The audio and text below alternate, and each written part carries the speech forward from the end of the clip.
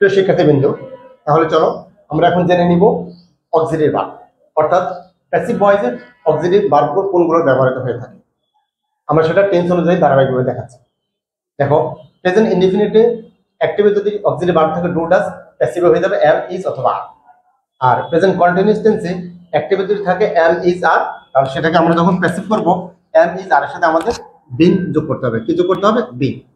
এরপর দেখো present perfect tense. Present perfect টেন্সে অ্যাক্টিভে যদি আমাদের হ্যাভ অথবা হ্যাজ থাকে, আর প্যাসিভ করতে হলে হ্যাভ অথবা হ্যাজের সাথে আমাদের বিং যোগ করতে হবে।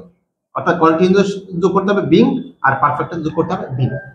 এরপরে যাও আমরা যাচ্ছি পাস্ট ইনডিফিনিট টেন্সে।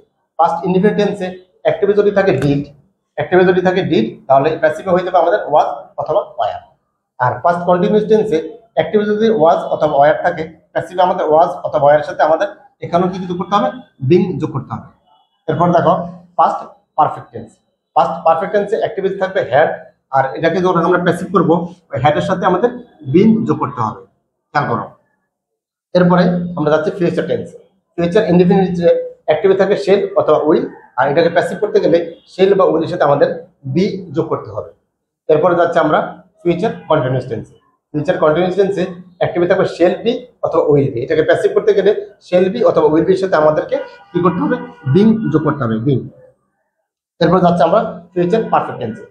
ফিউচার পারফেক্ট টেন্সে অ্যাক্টিভে থাকে আমাদের হ্যাভ, শেল হ্যাভ অথবা উইল হ্যাভ, এটাকে যখন আমরা প্যাসিভে যাবো এই শেল হ্যাভ অথবা উইল হ্যাভের সাথে আমাদেরকে বিং যোগ করতে হবে।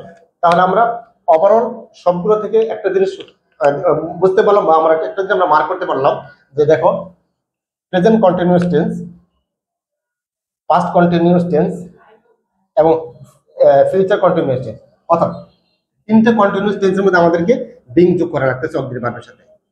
আবার বলি, তার মানে কন্টিনিউয়াস টেন্স হলে প্যাসিভে অক্সিলারি ভার্বের সাথে আমাদেরকে বিং যোগ করতে হবে। আর যদি পারফেক্ট টেন্স হয়ে থাকে, দেখো present perfect, past perfect, future perfect, আমাদেরকে যোগ করতে হবে বিং। কন্টিনিউয়াস টেন্স হলে যোগ করতে হয় বিং, আর পারফেক্ট টেন্সে যোগ করতে হবে বিং।